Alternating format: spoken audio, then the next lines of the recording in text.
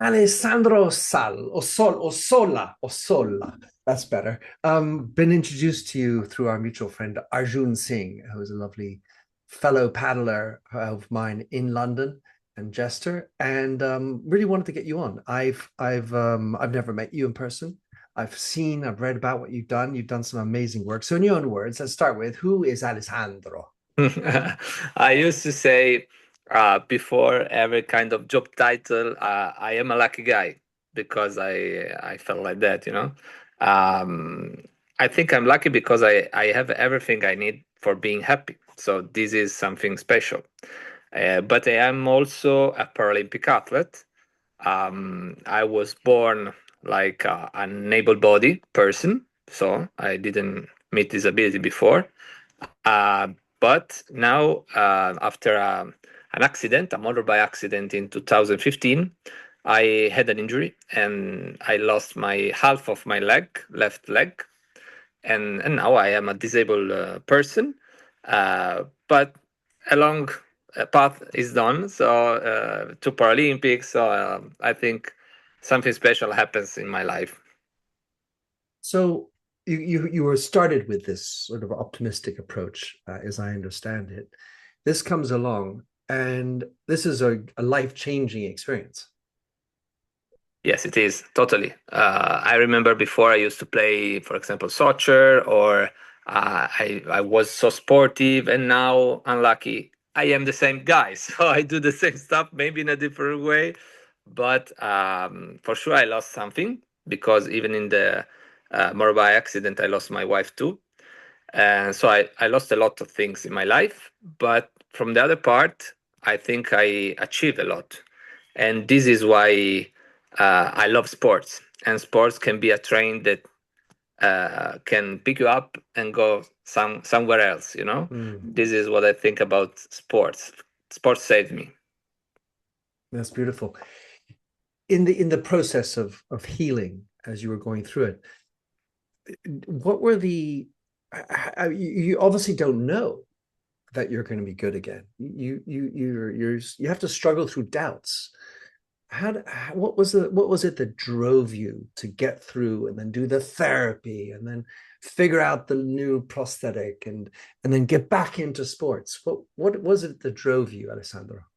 But there are a lot of things, my friend. There are a lot of things because sports is just, as I told you, a train that help. But you have to put yourself on the game, and you have to understand that you you have something different. For example, not just physically but also mentally, and but you are always the same guy. So it's like a balance. In understand your limits, try to push it forward, and be the same guy that you were before. I think the people around me helped me a lot in this journey. My family, my friends, my fiance, all those people helped me, and I think I had fear to don't be the same guy, to be different, and don't like maybe this new guy that was Alessandro after the accident. But I think the people around me helped me to understand that I can do whatever I want, maybe in a different way, for sure, maybe in adaptive way. It's okay. Um, and also, I understood that disability is not probably a limit, but it's a difference, and it's okay be different sometimes. Well, in funny way, I'm writing a new book, and I look at how many people seek to have a difference. They want to have a pathology in order to feel like, look at me, I'm different. But when you have a real difference, you don't want to be defined by it so much. It wants to be part of you, but not your definition. Yeah, Is that something you feel? yeah, I think the leg, Alessandro is not his leg, so the leg is part of the Alessandro's journey, and so this is totally different, no? Mm, Because people sometimes think just at what they don't have anymore. right. I always used to think about what I can achieve with what I have now. Hmm. And this, I think, is something that drove me always in a good way, no, in a good path. There's a book called Who Moved My Cheese?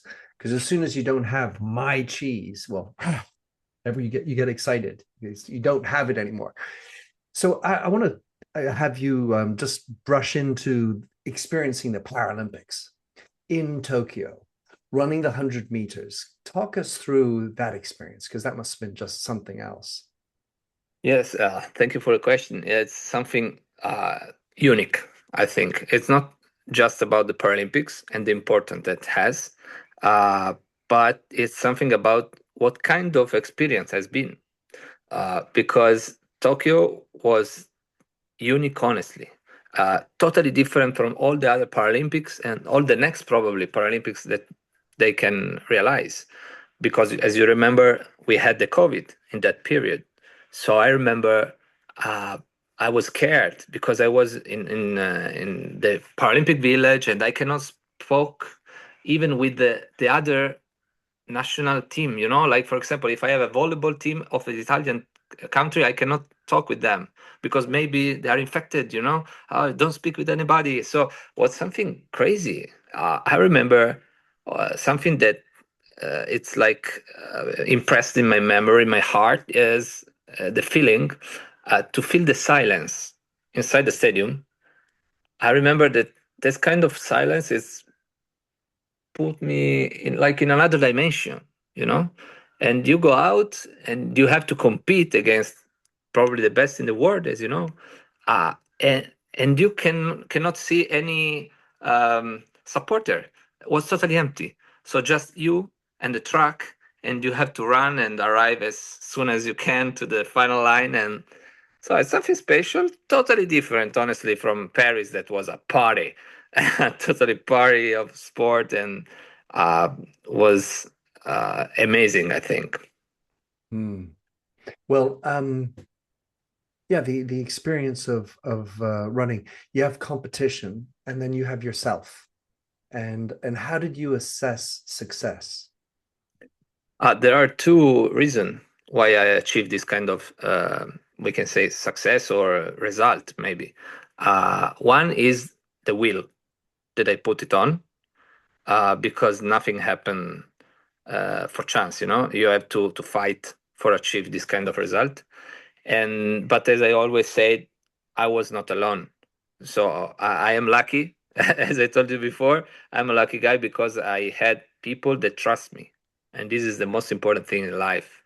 Have people that push you forward, that trust you.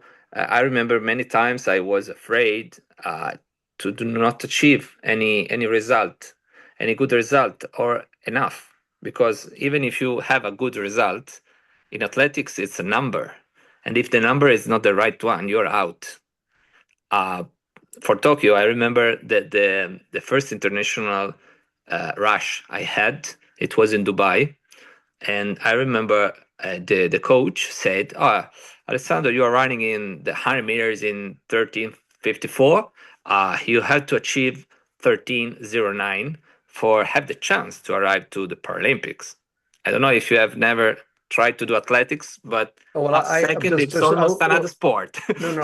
Let me just be clear. I was captain of the athletics team. I How did the crazy! one. I did 1, 2, 4 in javelin. Those are my specialties. So I know down to the millisecond. Yeah, so you know that it's like a sort of another sport. So if Yeah, you're running half in, half a second is it's five crazy. meters, 6 meters. Yeah. Yeah, yeah, totally agree 100%. And I was, I was totally involved in this kind of rush. I said, okay, I will arrive as fast as I can. I will fight for this result. And so probably you never trust me, but I made 13:09. So if I had 13:01, I was out. 13:09. So they asked me for 13:09 and I made 13:09. I think this what was like a sign, It was Mhm. like a spotlight on the right direction. So Mm, that was mine. that's beautiful. Right. So, I mean, as much as I'd like to talk about athletics, I do love athletics. We're here to talk about paddle. So Yeah, explain to us your movement from being a Paralympic athlete, 100-meter runner to paddle. Was that happening at the same time? How did that all happen? Because we know Uh, how paddle is famous and strong in Italy. yeah, during COVID was one of the few sport that you can do. So people start to play paddle because we cannot do anything else probably, and people get in love with this kind of sport because it's amazing. And I remember how it happens. I was back from I got home from Tokyo, and I was like a sort of upset because athletics is something that is like a continuous challenging, and I like it. But after a while, after some years, I was tired because I'm like a social animal, you know. I need to speak with people, stay with people, have fun. I'm positive guy. So sometimes athletics, I was sad because I go to the training and I was alone, and there is just me and the track, and I have to run X times with this result, with this effort, but was just me. And I cannot stay alone because I need people. So I talked with my coach, and he said today no gym, and I said why no gym? Try to imagine Thursday I got home from Tokyo. Monday I was in the gym. So this was my mindset, you know. So 4 days of relax after a Jet Paralympics. lag and Yeah, that's it. So Monday I was in gym and I said I am a bit sad, and my coach said, "Come with me today. We will play paddle." Paddle? I said, but in Italy, a lot of football players, ex-football players, used to play like in all the world, and it was famous for that. And I said, okay, I tried, but I don't know if I can because the mobility is impactful sometimes. And he said, don't worry, you start with double bounce, and then for sure you will, you don't need it. You can do it like a normal paddle. I said, okay, I tried. I used double bounce for the first time. For some months, I used double, and then I understood totally that 100% I don't need it. So I can play like a able body if I learn how to read the ball and how I can put the ball in the other part and don't let me people hit me. You know. Uh, so this was the secret, and I explained to all my association that it's called Bionic People, a lovely association that has the aim, the goal to change the eyes of the people and let the people appreciate the differences that all of us has, uh, and all the people start to play. So now we are more than 100 players in the Inclusive Padel Tour, a special tournament. That the speciality of this tournament is that every team is composed by a person with disability and a person without. that's beautiful. We're going to get to that. But double bounce, by the way. I mean, I coach paddle and I coach double bounce for able-bodied beginners. Yeah, Totally. You gotta enjoy the fun, the feel of achievement, getting into it. If you make it like the big high barrier to get in, you're not helping being inclusive with people who aren't very sporty, for example. So it's important to make it fun and accessible in the rules at the beginning, and then you start learning about the rest. But with your bionic leg, moving from running in a straight line, legs up like this and chop, chop, chop, chop, to now spinning around, dealing with backwards and forwards, left and right, with somebody on the side with you. How have you, I mean, what have been most surprising, challenging technical or tactical elements for you? I played with a lot of different people with different disabilities, and there are some topics that we have to open. So first of all is that there are many different kind of disabilities Mm-hmm. above the knee or below the knee that change everything, because Oh, if you wow. have your own knee you are almost able body, so you can run quicker, faster, or you can achieve some different kind of movements also in from the side, you know, Yeah, is better for sure if you have your own knee. If you have not, like in my case, for sure it's a bit difficult at the beginning, but if you learn how to read the ball you don't need that much because you have the glass that help. Yeah. And if you have a good hand, you don't need nothing more. So I used to do tournament against able-bodied people now with just one rebound. So it's I think it's the limit it's in our mind sometimes, you know. For sure, physically you have some limits. I'm not that kind of motivational speaker that said, "Oh, limit doesn't exist." Not true. The limit is clear. So if you put me the ball on my left leg, that I don't have the left leg, half of my left leg, for sure I have some difficulties. But now I don't let you do it. So I try to fight against my Mm, limit. mm. Well, the reality, Alessandro, is that we all have some kinds of limits. And I think that that's what's interesting about this conversation is that as an able-bodied person, I know that I have limits. I'm now 61 years old and I don't move as fast as I used to. I think of myself as a 28-year-old, much like you might think of yourself as an able-bodied person. And yet I now have to sort of adapt. I can't, I don't have the power in my overhead that I used to have when I was younger. And so I have to, I change more of a V-bar and I have more killers in a different way than having just the power kill. And you adapt, and that must be what you're doing. So let's now talk about the Inclusive Paddle Tour that Yeah. you have started, because what I understand is it's really about bringing the game to many more people. But what exactly is Inclusive Paddle Tour, and where is it happening? The first tournament we had, it was in the circuit was born in 2022. In May, we had the first tournament, 5 stages, four in Italy and one in Monte Carlo the first year, and And has been just amazing. talk to us about how it came about.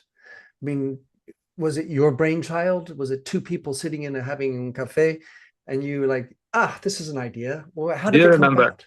when I said that I got home from Tokyo and I spoke with my coach? After 5 minutes playing, I said, "Okay, we have to realize something. We can play together 5 minutes and like Amazing. the lamp here and the idea." I said, okay, we have to realize something. Obviously, yeah, it was clear because this sport will be the most played in all the world, not just for the Olympics only, but even for the Paralympics. And this is why in 4 years we have more than 100 players from many countries in the world, like Chile, France, Spain, Switzerland, UK, Emirates, and so on. Uh, the secret is that is one of the sport that you can do standing, because if you think about volley is sitting volley.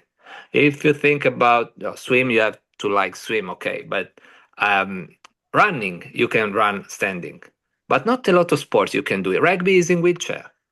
uh, Tennis is starting to play it also standing, but for now is wheelchair also.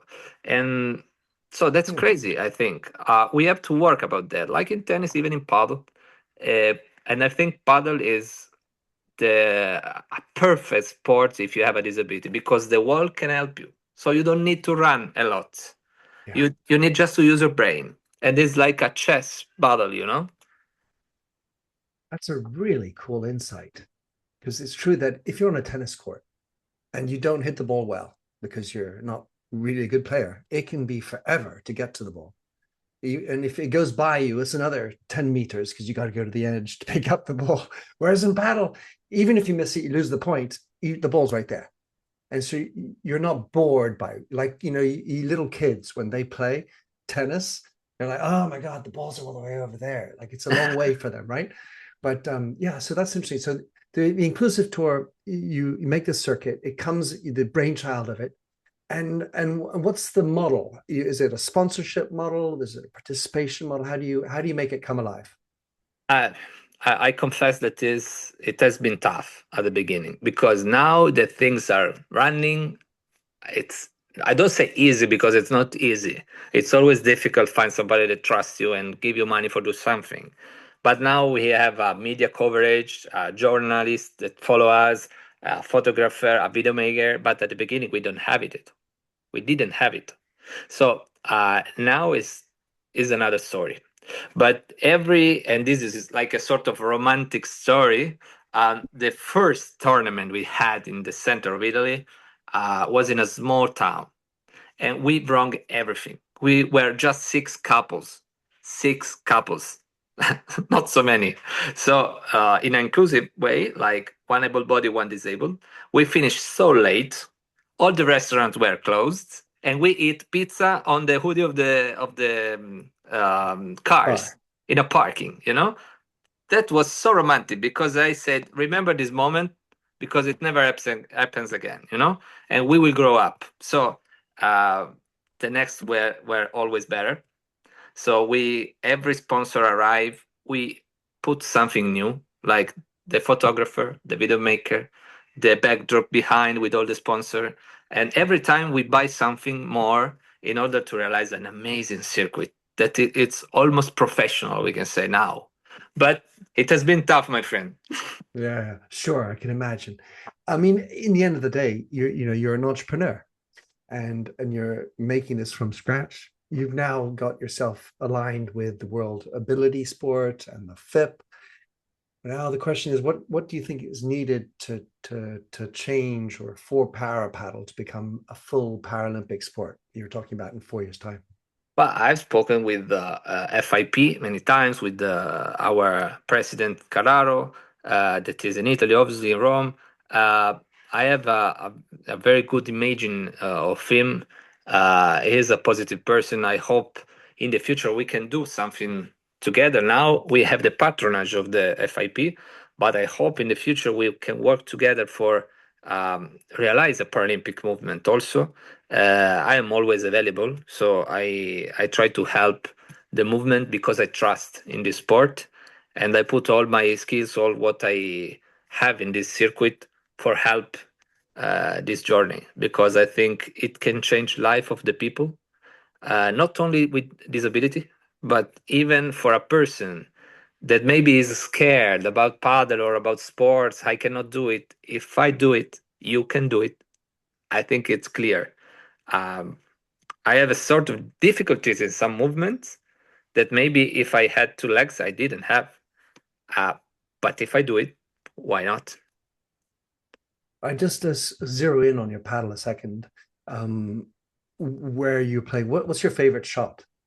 I love to smash, but I passed 2 years in order to learn to do not smash everything. 2 years, because I always been a calm person. So it's difficult that you can find me scream or something like that because I'm always easy, always positive, and so on. When I see the ball, I don't know what happened. I won't kill this ball. I don't know why. Yeah, It's just the moment, where all my nervous was in. yeah. It was funny. And my coach said, "Okay, Ale, you have a powerful smash. Don't use it every time because it's useless. Use it when you have to use it." So now I start to learn something more. Yeah, it's such a challenge because you have to have that decision making, that split decision making. Is this the one I need to go for it, or should I wait and just push it again a little bit more? And yeah, I love the fact you spent 2 years unlearning how to smash every ball. Yeah, it's crazy. If you think it's easy, if you have a ball high and it's not a clear occasion, don't shot. It's easy. But when you have to do it, in training, it's a story. But Yeah, when you do a match, things change. So it's not that easy. the pressure. And do you play on the left? I'm guessing Yeah, you like playing yeah, left. And when you play in the inclusive tour, just to be explaining that before we move on to the Bionic People, you say you play one able-bodied and one disabled. That's right. yes, And then correct. you maybe you choose left, maybe you choose right. And the spirit of the inclusive paddle tour. Tell me about that because I think that's important. It's special, I think, and it's always funny because every time I start a tournament as a president, the people expect that I say something. So I come with the microphone and I say, "Hello, guys! It's really happy that you are all here," and so on, blah blah blah. And then after the thanks to everybody, I remember every time the spirit of the game because sport it's something amazing, I think. And when you start to play, you remember that you have to play at the level of the opponent. Don't shot too much if it's not necessary. But if the level is good, shot. So um, I try to remember, and every time I remember because we need to remember. Because when you play, you forgot. After Yes, two you do. games, you forgot. But it's okay like that. I love it. Yeah. Well, because the idea, I mean, I think that in the spirit of paddle, oftentimes, let's say I'm a decent player, is sometimes I play with lesser good players, and it's not interesting. I mean, I don't need to win. I just want to have fun and let everybody else have fun, share the fun, Yeah. just to the same degree that when, of course, this also happens, you get fridged because maybe you're the better player of the two. And I can imagine that there's always a little bit like in mixed doubles sometimes there's that sort of tension of well, if we really want to win the point, we'll better play on the weaker player. And Yeah, for sure. If, for example, if you are in a quarterfinal or semi-final, the level is growing, so you are not afraid anymore to shot as strong as you can when you have to. mhm, Uh, at the first round, no round robin, you can have fun with people. So later, for sure, we divide gold tournament and silver tournament, so everybody can play with their level, and it's okay. So sometimes happens that my able-bodied partner is weaker compared to me, yeah, or sometimes the opposite. It's okay. It's part of the game. it is. All right, just before we finish on this topic, I wanted to just understand because I know in the Paralympics, which in which you participated, of course, there's various, you said below the knee, above the knee. In your inclusive paddle tour, how are you doing? Because you obviously don't have hundreds of thousands of people just yet participating. How do you evaluate the disability? And because I know how complicated that is in the Paralympics. Yes, it is. There are categories. In inclusive, that the goal is not win, but share a moment. That is another story. We don't need to create a classification or something like or categories. We don't need it because we have fun all together and we can't wait to see another time and stay together and spend time together. But this is the inclusive. If we have to talk about competitive um, championship, we have to talk about another tournament that we realize sometimes during the year that it's called adaptive padel tour, that it's like a sort of Paralympics.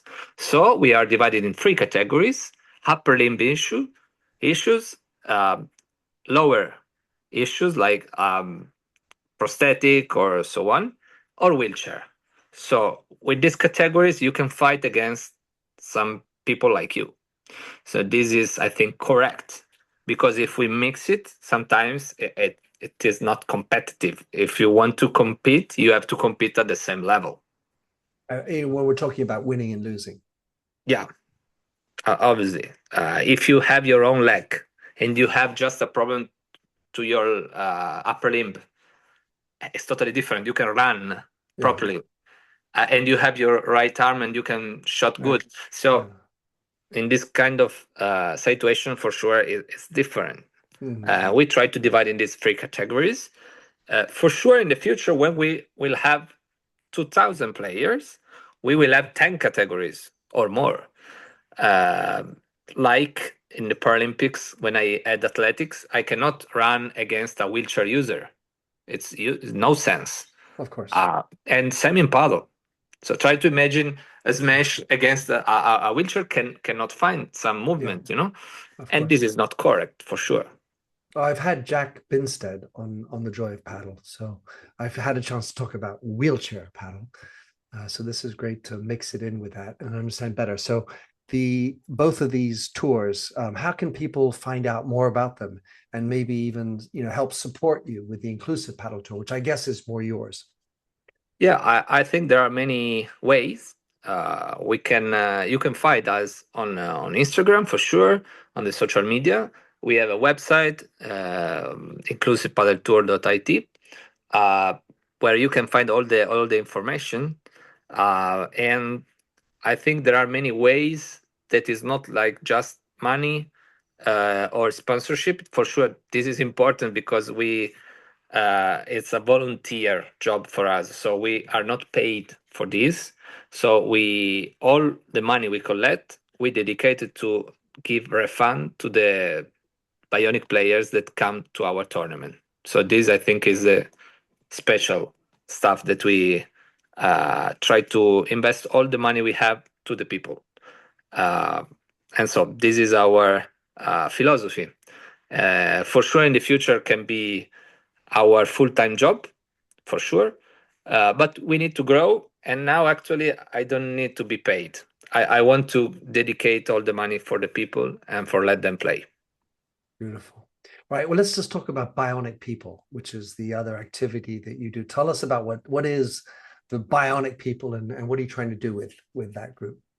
Bionic People, this one is our lovely association. Does wait, just before, because I ought to say that with my age, have you ever heard of the $6 million man? Yes, it's famous.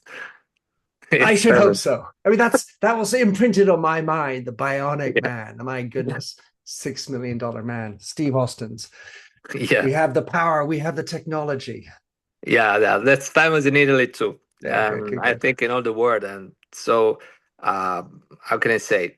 In in Bionic People, it's there are a lot of people with disability for sure. We stole the name from the English language because in Italian sounds like something positive, Ah, and I really Bionico? love Is it. it Bionico? How do you say it in Italian? Yeah, Bionico is in Italian, Yeah. And that but sounds positive. yeah, sounds positive because you understand that it's people, so persone, people, bionic, bionico. So the cross, the link between these two words, it's something positive because you understand that it's something artificial, bionics, but maybe linked with disability also, but positive. This is so important to me because I think in our history, okay, it's important to change the idea about what is the disability. It's just a diversity in the end. And if you change this kind of mindset, I think we can achieve more and more. So And your idea is with the Bionic People is to uh, change people's minds. yeah, that's it. Change the eyes of the people about limit, about diversity, about disability, and we made it in many different ways. For sure, the Inclusive Padel Tour is one, but it's not the unique. There are many different ways that we try to use it for achieve this goal. Um, for example, we do a lot for the students in schools. We share our storytelling to schools, university, and also business because sometimes some business call us and say, "Please come and share your story because it's helpful." Uh, this is what we do. So if you're going around talking to schools, what about if you had a club owner and in front of you, a paddle club owner, and what would you encourage them to do to understand better about welcoming bionic paddle players into their club? What they need to do in their community to make it better? But I think we can start from like a poster. This could be something good because all of us know somebody with a disability in the end. In some ways, you know somebody. So 1 on 6 in the world has got a sort of disability. It's a lot, if you think. So the first stuff is the information. So we need to put a flyer, a poster where we can show a person with a bionic leg or a wheelchair that playing. So people that know somebody in that situation can say, okay, maybe I can tell him. And he or she can start to play. So I think this is something also special because sometimes we think we cannot do something if till we don't try. When we try, we Hmm. say, "Okay, I could." There's the fear of failure that sort of gets us, stops us from wanting to start. So, what about things like how important is it when you go to a club for uh, handicap access toilets, accessible changing rooms? How much of that is really important to you? I mean, my wife, of course, has a handicap, and we look at that very much when we're traveling and at the hotel and steps to get in and the loo and all this. What about those other elements that sometimes can be more visible elements, but not always actually done? For sure, toilet or architectural barrier are something important to manage for sure for a padel club, but I think in life for every kind of building, because we are in 2026. So it is not possible that if you have a disability, you cannot do something. So that's crazy because it's so easy, so easy. I knew an association in Italy that realized ramp with Lego. That's crazy because in Italy, if you want to realize a ramp, you have to, I don't know, many steps, and it takes, Administration, yeah, and it's something crazy because you need 2 years for realize something super easy, and they realize it with Lego. So with the ramp made on Lego, you can go in. So it's not that much difficult. It's easy in mm, the end. yeah. Um, As long as you have the openness, and you do need to have a little bit of a technical ability, because having just a wheelchair opening is one thing or ramp, but then sometimes you need to think through other elements of it that For can example, be if you play paddle, you need a specific wheelchair. So in Italy, I cooperate with a important paddle club that is called Golden Goose Arena, and this paddle club we made a work together. I was like an advisor for them, and I tried to help them to guide them in the accessibility way, no? And I said, okay, if we have to uh, play with a disability, we need some wheelchair. So buy two, three, four wheelchair, put them ready to use it because a person with a wheelchair that can go in a regular doesn't have, wheelchair. Yeah. yeah, with a regular one, he cannot play because it's dangerous. He can falling down. You need a specific one with a different angle for the wheels and so on. Totally game changer. Now people can come, go in, and play. Was And you easy know or what? not? Yeah, that's brilliant. And it even makes me think that I can get into one and get the experience as an able-bodied person just to understand it better. Last question, Alessandro. You've been very motivational in your spirit. Imagine you have on someone's listening who has a child or who is themselves a young person who's had a life-changing injury like you had, and they're afraid that their sporting life is over. What would be the concrete first steps would you advise them to figure out in their journey to get back, probably through paddle? Yeah, why not? It's a strong way, Pavel. It can help. Uh, I think the first stuff is the information. So we talk a lot bad about social media because it can be dangerous, it can be a bad thing, and so on. But actually, in my case, when I in 2015, when I take a look to the social media, there were nothing. There was nothing, nothing, no info. So I was looking for, and I can find nothing. So I was scared because I didn't know. If I knew something, I was not scared. You know.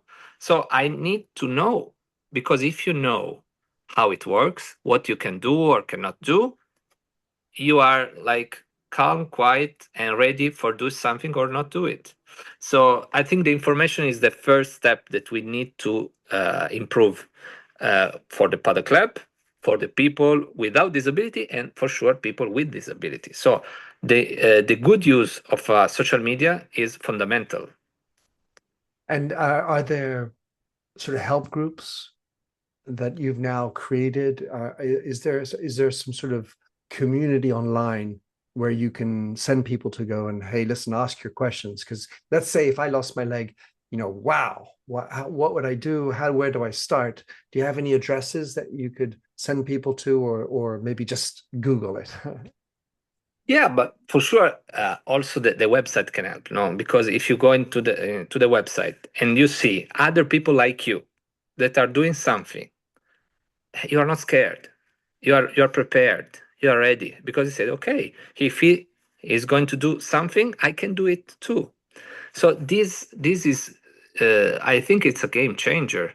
Uh, you have to win the fear that you are not able to do something. If you can win this kind of fear, the job is done. So half of the path is done. You have just to try. But before you have you need the info, and I think all together we can do something in this way.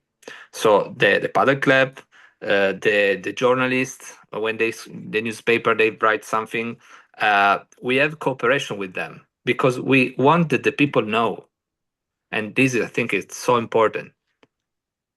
Alessandro, it's been a wonderful privilege and pleasure talking with you. Give people some addresses to go visit just to make sure that they know how to click on where to get you, find out more about your Inclusive Paddle Tour and Bionic People. Yeah, alessandroossola.com or bionicpeople.it, and you can find all the information on our social media, Alessandro Ossola on Instagram. You can find everything, and if you share this kind of information, I think we can help many, many people more. Well, we have to play sometime soon, Alessandro. Are you ready? Grazie. Oh, yeah, I hope so. It's a Grazie pleasure. mille. Grazie.